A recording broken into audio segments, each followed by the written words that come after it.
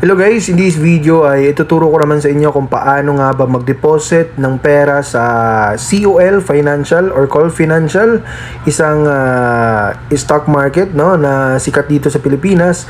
So paano nga ba mag-deposit ng pera gamit ang GCash? So ang una muna natin gagawin ay pumunta sa Play Store or App Store para i-update yung GCash application natin. So ano bang yung reason kung bakit ina-update natin yung GCash natin? Ito ay para hindi tayo maka-encounter ng kahit anong mga glitch or mga problema sa pag-transact natin sa GCash. Since dito sa GCash ay naka-involve yung pera. Kaya make it sure na updated lagi yung application natin para hindi tayo magtaka, baka biglang mawala yung pera natin, no?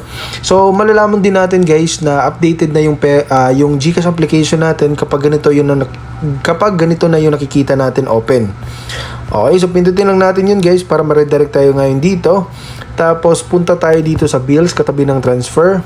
Tapos dito naman guys, piliin natin yung payment solution sa pinakababa. Okay, payment solution. Then dito sa search engine, i-search natin COL. Ayan, lalabas yung COL Financial. Tapos yung posting period naman niya guys ay next business day. So halimbawa magdi-deposit tayo ng 20,000 or 200,000 pesos.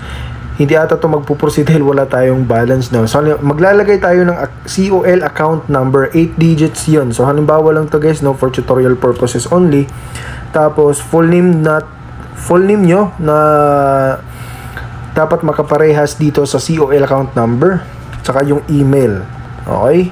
Lagay nyo lang yung email guys para magkaroon kayo ng transaction or copy ng transaction na to. Tapos, uncheck nyo lang to guys, yung insurance na to, ayan, dahil mas mahal yan, 1,840 pesos. So, hindi naman natin magagamit tong insurance na to, kaya uncheck lang natin yan kapag tama naman yung account number natin. So, pindutin lang natin tong next.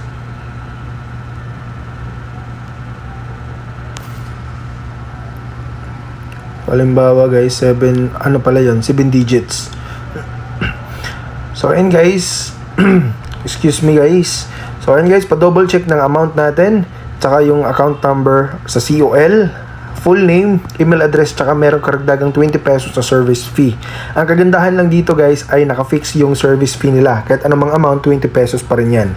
So ayan guys, pag tama na, pindutin mo lang tong confirm at automatic na magiging successful yung payment natin dito sa GCash. Pero next business day pa siya bago mag-post doon sa COL account natin. So I hope na nakatulong tong video na to. Kung may mga katanungan ka, please make it sure na mag-comment down below para masagot natin yan.